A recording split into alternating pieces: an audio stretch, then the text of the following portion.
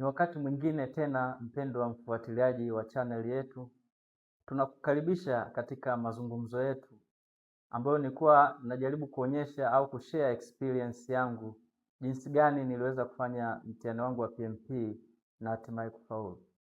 Kumbuka kwamba mazungumzo yetu yamegawanyika katika sehemu tatu. Sehemu ya kwanza nilizungumzia juu ya maandalizi, jinsi yalivyokuwa, material nilizotumia na vitu kama hivi. Sehemu ya pili nilizungumzia uzoefu, siku moja kabla hali ilikuwaje, nilijisikiaje, na siku ya mtihani hali ilikuwaje, na baada ya mtihani hali ilikuwaje. Leo tunaingia katika sehemu ya tatu. Katika sehemu ya tatu tunaenda kuangalia mambo yafuatayo. Kwanza tunaangalia juu ya mafunzo ambayo nimejifunza, key lessons or lessons that I learned. Pili, tunaangalia changamoto zilikuwa nini, what were the challenges that I faced. Na tatu, tutapenda kuweza kuzungumzia juu ya difficult moment. What was my difficult moment? Tunajua kwamba kila mtu kuna kipindi ambacho anapitia wakati mgumu anapokuwa anajiandaa na jambo fulani. Je, mimi nilipitia wakati gani? Ni mambo ambayo tutaweza kujifunza siku ya leo. Lakini pia tutaangalia, je, vitu gani vilinifanya mimi niweze kuendelea licha ya changamoto na ugumu ambao nilikuwa nimeupata? What motivated me? What inspired me? Tunakukaribisha uweze kujifunza pamoja na sisi. Endapo wewe ni mara yako ya kwanza kushiriki katika channel hii, tunakuomba basi uweze kusubscribe ili tuweze kutembea kwa pamoja.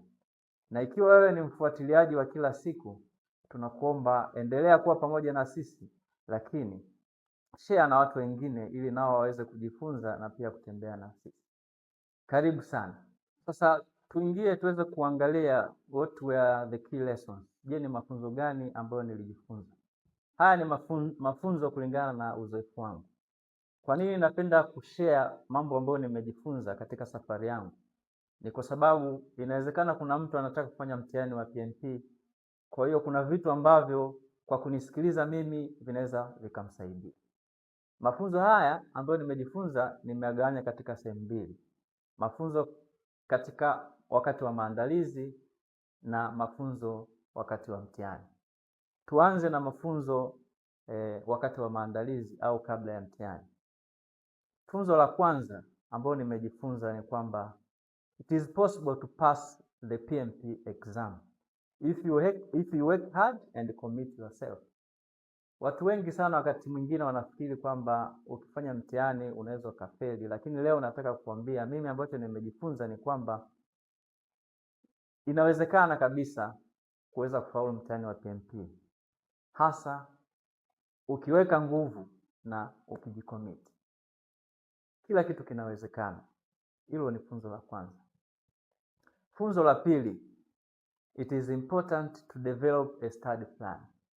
Uandae mpango kazi wa kujifunza ambao utaeleza, unaonyesha jinsi gani wewe unataka kujifunza. Utaangalia material yapi unatakiwa ujifunze na muda gani unatakiwa kujifunza. Kwa hiyo ukiwa na plan itakusaidia. Usipokuwa na plan unakuwa hauna mwelekeo. Kwa hiyo ni jambo lingine ambalo nimejifunza.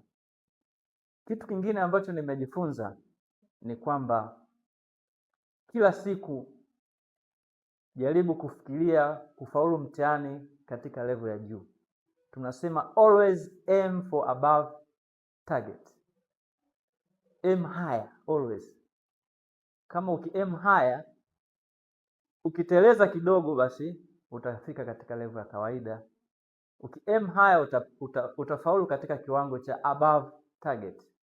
Na ukiteleza kidogo utafikia ile tunasema target au pass.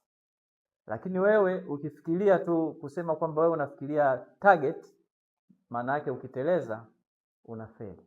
Hilo ni jambo lingine la msingi la kuweza kuzingatia.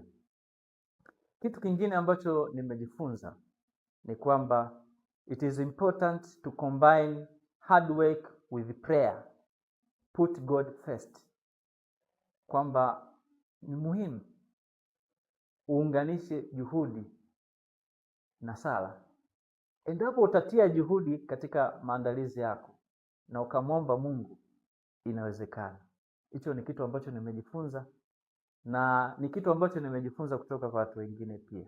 Kwa hiyo you have to combine hard work with prayer. Put God first. Katika maandalizi mweke Mungu mbele, siku ya mtihani mweke Mungu mbele, utafaulu. Jambo lingine ambalo nimejifunza ni kwamba inatakiwa ufanye mazoezi ya kutosha.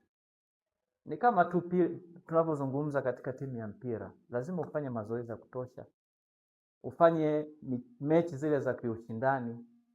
Kadhalika unapojiandaa na mtihani, ni vizuri ufanye, tunasema do practice questions as much as you can. This is a key to passing your exam. Usipofanya mazoezi ya kutosha, ni ngumu sana wewe kuweza kufaulu. Kwa nini tunazingatia kwamba kufanya mazoezi ya kutosha, zile tunasema practice questions, ufanye nyingi iwezekanavyo? Ni kwa sababu zitakufunza juu ya kuweza kupata majibu sahihi, lakini pia zitakufunza juu ya speed. Kwa hiyo ni kitu cha msingi ambacho natakiwa tuweze kukizingatia au uweze kuzingatia unapojiandaa na mitihani yako. Funzo lingine ambalo nimejifunza ni kwamba kuna ile mitihani ambayo tunasema tunaita mock up exams. Hii ni ile mitihani ambayo inafanana na ule mtihani wa mwisho. Hii mitihani ambayo tunasema full length ni mitihani ambayo inachukua takriban masaa 4. Sio mchezo. Sasa tunashauriwa tuwe tunafanya mitihani ya namna ile ili kuweza kujiandaa kufanya ule mtihani wenyewe wa PMT. Sasa hapa nilichojifunza kwamba ni muhimu ufanye walau mitihani 3. Usifanye mtihani mmoja, usifanye mitihani 2. Nitoe experience yangu. Mimi katika maandalizi yangu nilifanya mitihani 2.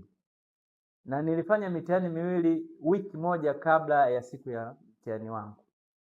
Sasa changamoto ambayo nilipata kwamba mtihani wa kwanza nilifaulu. Na kwa sababu nilifanya katika kipindi kifupi, mtihani wa pili sikuweza kufanya vizuri. Sasa hiyo ilinipa changamoto. Kwa hiyo manake ni kwamba sikuwa na muda wa kutosha kuweza kujifunza kutokana na yale ambayo nimeyaona. Kwa hiyo mimi nashauri kwamba fanya walau mitihani 3. Ile itakusaidia kuweza kujirekebisha. Na utapofanya ile mitihani, manake itakwambia wapi pa kuimprove. Wapi pa kukazia. Kwa hiyo nipende kuongeza kusema kwamba hii mitihani ina vitu vingine ambavyo inasaidia. Hii mitihani ambayo tunasema full length inasaidia stamina. Kwa sababu kama nilivyosema kwamba mitihani hii ni takriban masaa 4. Kwa hiyo kukaa kwenye kiti, na asilimia kubwa unakaa kwenye kiti kama hiki kwa masaa takriban 4, sio mchezo. Mgongo, utakuta mgongo unauma. Unakuta concentration inapungua. Kwa hiyo lazima ufanye haya mazoezi hizi tunasema full length, ili uweze kuizoea ile hali ya kufanya mtihani katika mazingira haya. Kwa hiyo ni muhimu sana. Funzo lingine ambalo nimejifunza ni kwamba always reflect, fanya tafakari.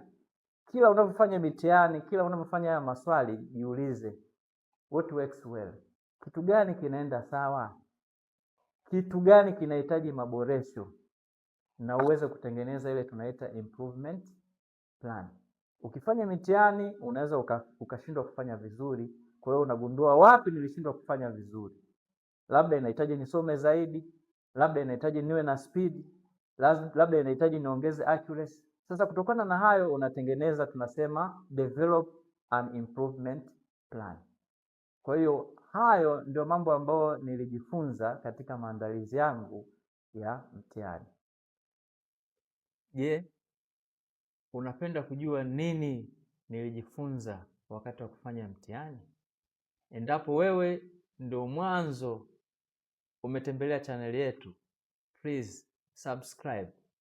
Na endapo wewe umekuwa ukitufuatilia, Endelea kuwa na sisi katika session inayofuata, na pia usikose kushare na watu wengine. See you in the next session. Don't miss, and please subscribe.